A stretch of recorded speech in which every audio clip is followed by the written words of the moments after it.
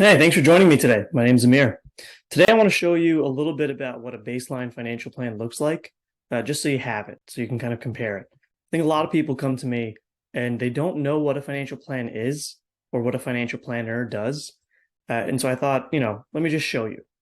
So the problem I think in this industry, in my industry specifically, is that everyone is a financial advisor. There's not a good way to delineate amongst different types of professionals the way you do with doctors. So doctors have cardiologists and pediatricians, and you know immediately the areas in which those people specialize. We don't have that, unfortunately. We have some terminology to help with that, but unfortunately, everyone is just a financial advisor.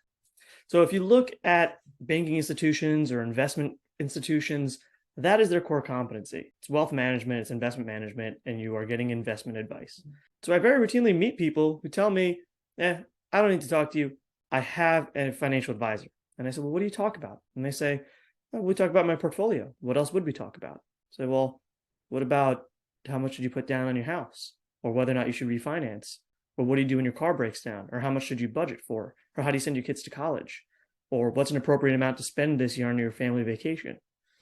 Or whether or not you should refinance your student loans. And so, they don't have an answer. And that's because there's a difference between a financial plan and a financial planner and an investment advisor. It's different focuses in different areas. I'm going to show you a little bit what that looks like. And you let me know if this kind of is something that you would resonate with. So this is a financial planning software that I like to use. It's just a sample, but I'll go through the different modules. So we look at, in this example here, we have a couple in their 40s with an 11-year-old.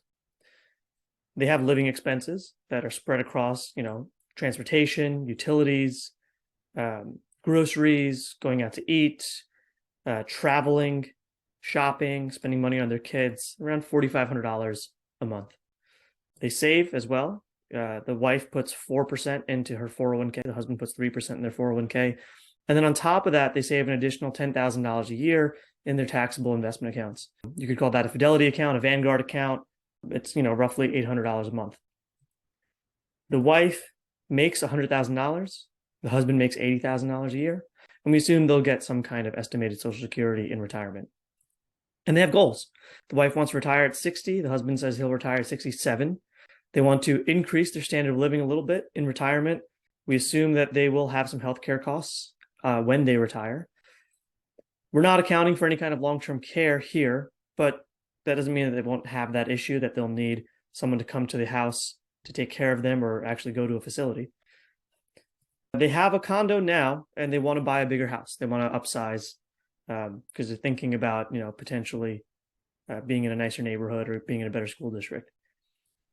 They want to pay for their child's college education. Or the husband wants to buy his dream car. And so we're assuming that'll be about $80,000 and he'll want to do that in 2028. And in here is just an empty card here for theoretically modeling out whether or not they buy a vacation home. So then we look at what they have. They have $45,000 in cash. They have $500,000 in a 401k at Vanguard or Fidelity, same thing. They have a mortgage with a balance of $462,000. They have some student loans. They own a small condo in New York. If you're seeing this not in New York, then you think that's a mansion, but in New York, that's a small condo. They have a little bit of life insurance. So ostensibly, these people are doing everything right, or at least they think they're doing everything right. When we actually look at what is the probability of success of achieving those goals, we see that it is a 0% probability of success. So we have to make some changes. We have to make some tweaks. So what we'll do is look at the wife retiring at 66 instead of 60. We'll look at changing the way they allocate their investment portfolio. We'll change when they take Social Security. He's not going to get the dream car. They'll increase their 401k contributions to 5% each. They'll reduce their cost of living a little bit, their living expenses. They'll increase their savings. And they will not be able to upgrade their home for an additional 5 years after they originally wanted to. These small changes increase their probability of success to 73%, which is obviously a lot better than 0. And additionally, there's other tweaks they can make. And we can drill into the different cash flows. We can look into actually how much do they make together, which is here, $180,000. They have $102,000 of expenses after, reducing it by $500 a month. They're going to save $30,000 this year, pay $42,000 in taxes, leaving a total outflow of $173,000 with $6,000, give or take, of slush. We assume that they will increase their income and get some cost of living raises or change employers. We assume inflation will cause their expenses to go up. Here you can see college hits. Here's where we can start tweaking things. So our job is not to assign a value judgment on what you're doing or what your goals are, but to see, is it realistic and are you able to accomplish the goals that you want to accomplish? So let me know if you have any questions. Feel free to reach out, and all of my contact information is in the description.